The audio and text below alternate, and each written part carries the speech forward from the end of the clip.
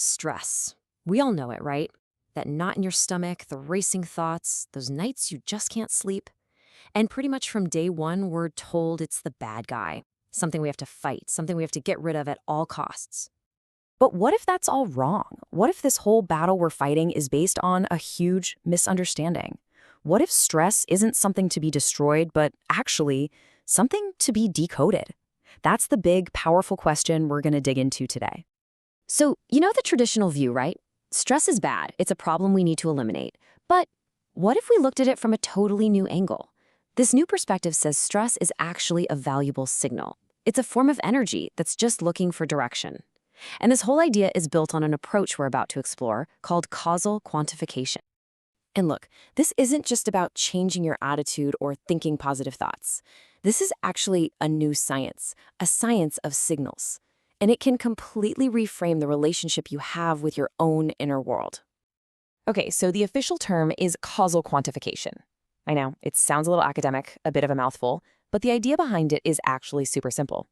You just look at the tangible symptoms of something, that's the quantity, to figure out its hidden purpose, or its causality. Really, it's just a fancy way of finding the why behind the what. Here's a cool way to think about it. Stress is like a slow display of a silent word trying to find its purpose. It's not just random static or noise in your head. It's your body and your mind trying to communicate something really important to you, a silent word that needs to be heard. So, this is the big shift. This is the whole point. Stress is not the enemy. It is the signal. And once you really truly get that, believe me, everything changes. So if stress is a signal, how in the world do we decode it? Well, we start by breaking it down, deconstructing it into two key parts, what the science calls quantity and causality. Let's start with quantity. This is exactly what you think it is. It's all the stuff you feel when you say, I'm stressed out, the tangible, physical, and mental symptoms. Just think of it as the raw data of your stress. So what does this quantity actually feel like? Oh, you know the drill. It's that heart-pounding feeling before a big presentation. It's that tension you get in your shoulders after a really long day. It's the insomnia, the racing thoughts that just won't shut up at night. These are all the observable symptoms. But here is where it gets really interesting, totally transformative. Behind every single quantity, there is a causality. This is that silent word we were talking about. It's the hidden message, the purpose that your stress is trying to get across. It's the why you're feeling what you're feeling. And what could that silent word be? Well, maybe that tension from work isn't just stress. Maybe it's a signal pointing to a deep desire to be appreciated. Maybe that anxiety before a new project is really pointing to a fear of failure. Or maybe that bone-deep exhaustion is just your body screaming at you that it has an unmet need for rest. See the difference? So you can see the direct link here, right? The what, the symptoms we can feel, is always pointing to the why, that silent purpose underneath it all. Your racing thoughts, that's the quantity, but they might just be a giant signpost for a deeper causality, like a powerful need for a big change in your life. Okay, this is all fascinating stuff, but how do we actually put it into practice? How do we use this in real life? Well, let's look at 3 simple but really powerful tools to start this transformation, like right now. This framework gives us 3 simple but incredibly effective tools or scales to do this. First, we're going to identify the silent word.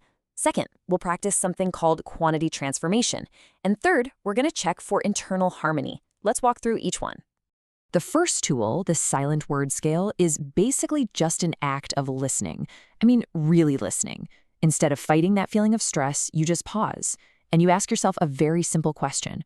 What is this stress actually trying to tell me? Seriously, try this. The next time you feel that tension rising, just finish this sentence out loud. My stress is telling me. Is it telling you that you need rest? Is it telling you to speak up about something? To finally solve that problem? By answering that, boom, you're identifying your causality.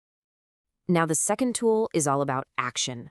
The quantity transformation scale asks you to take all of that raw, chaotic energy, the tension, the racing thoughts, and channel it. Convert it into one small, purposeful step. Turn that nervous energy into a 5-minute walk. Turn that worry into writing down just one sentence of a plan. And the final tool, the internal harmony scale, that's your feedback loop. It's how you know it's working. After you've listened to the signal and you've taken a small action, you just check in with yourself. Do you feel a little more aligned? A greater sense of harmony between what you're thinking and what you're feeling? That's how you measure the positive outcome. When you start using these tools, you really do begin a powerful journey. You start moving away from this constant state of internal war and toward a new state of internal harmony. And that right there, that's the whole paradigm shift. Instead of being a victim of stress, you become an active participant in your own inner world. You learn to become a master of your internal signals, and you transform that negative, messy energy into something focused, something useful, and something you can actually direct.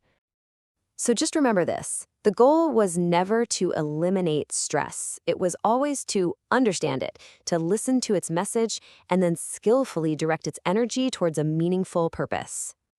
So I'll leave you with this final thought. Right now, probably in this very moment, your stress is speaking to you. It's trying to tell you something. The only question left is, what silent word are you going to choose to listen to first?